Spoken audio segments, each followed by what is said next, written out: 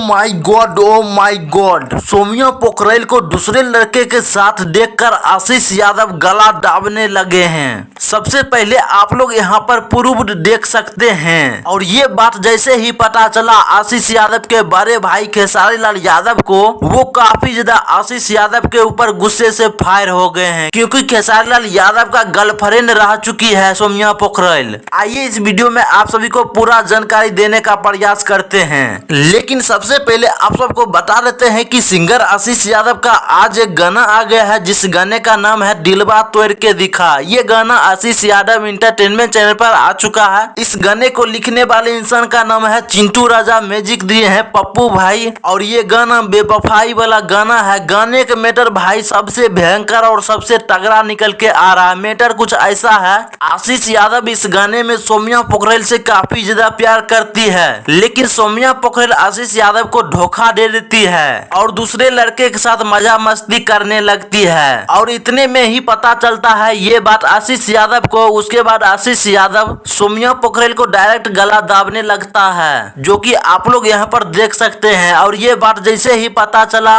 खेसारी लाल यादव को, वो बोले हैं कि अरे आशीष, मेरे माल के साथ ऐसा क्यों कर रहे हो।